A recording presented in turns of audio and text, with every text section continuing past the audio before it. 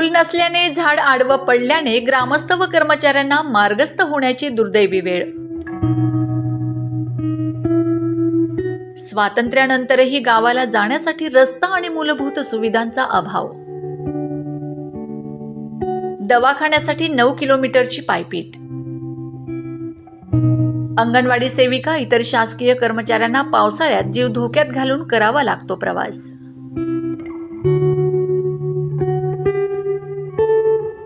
आपण विकासाच्या मोठमोठ्या गप्पा मारतोय, मात्र आजही आदिवासी दुर्गम भागातील काही गावपाड्यातील नागरिकांना जीवन जगण्याचा संघर्ष करावा लागतोय। याचं उदाहरण म्हणजे तळोदा तालुक्यातील नयामाळपाडा गावाला जाण्यासाठी रस्ता नाही। गावात जिल्हा परिषदच्या शाळेला इमारत नाही। आरोग्याच्या सुविधेसाठी नागरिकांना करावी लागते 7 किलोमीटरची पायपीट। या गावात येणाऱ्या आरोग्य सेविका, आशा कर्मचारी आणि इतर शासकीय कर्मचाऱ्यांना आपला जीव धोक्यात घालून प्रवास करावा लागत असतो। पाहूया यावरील एक खास रिपोर्ट।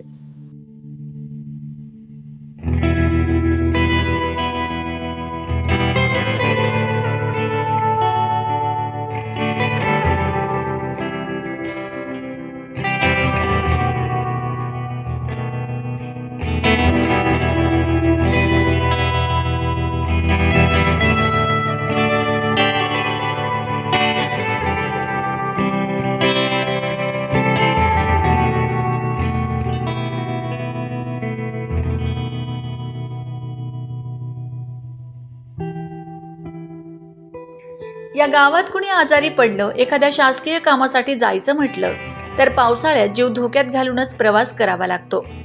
नयामाळपर्यंत पोहोचण्यासाठी नदी नाले पार करावे लागत असतात। गावातील रुग्णाला झोळी करून किंवा नातेवाईकांसोबतच पायपीट करत घेऊन जावे लागत असल्याचे अंगणवाडी सेविका आणि आशा कर्मचारी सांगतात। माझे नाव अनिता धीरसिंग वसावे। मी नयामाळ या गावाची रहिवासी आहे आणि आमचे तालुका तळोदा। मी आशा म्हणून काम करते।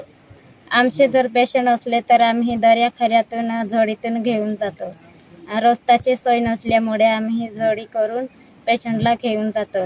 आमचे PSC हे बऱ्याच लांब असतात, मग आम्ही वाहन नसल्यामुळे रात्री 10 किंवा 8-9 वाजता पण आम्ही पेशंटला घेऊन जातो। मी वसावे वंती हिम्मत, अंगणवाडी केंद्र नयामाळ।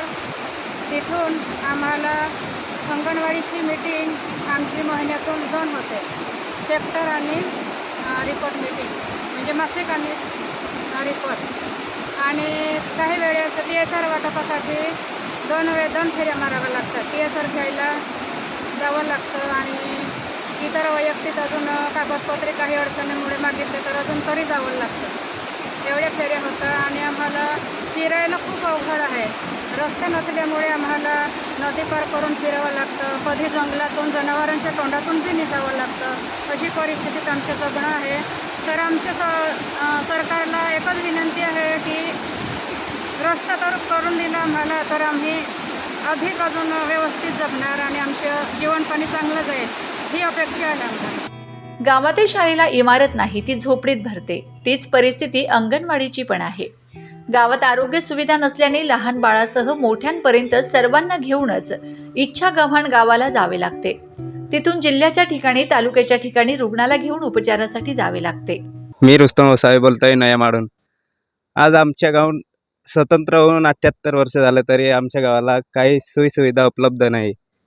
खरं तर येण्या जाण्यासाठी रस्ता उपलब्ध नाही आणि आरोग्यासाठी तर खूपच अशी धक्कादायक घटना आहे आमच्या गावासाठी। आणि इकडून इच्छागव्हाण परत 10 ते 15 किलोमीटरात पायपट्टी करावी लागते। आणि खरं तर बघताना अशी घटना घडते की पाण्यात तर इकडून नयामाळून गुल्याबापर्यंत जावं लागतंय। तिथे नदीत जाण्यासाठी तर झाडावर चढावं लागतंय। असं आजही नंदुरबार जिल्ह्यातील सातपुड्याच्या दुर्गम भागात अशी अनेक गाव पाडे आहेत। ते मूलभूत सुविधांपासून शेकडो किलोमीटर दूर आहेत। सरकार एकीकडे वेगवेगळ्या योजना आणते, मात्र या गाव पाड्यांना मुख्य प्रवाहात आणण्यासाठी योजना का नाहीत असाही प्रश्न आता या भागातील आदिवासी बांधव विचारतात।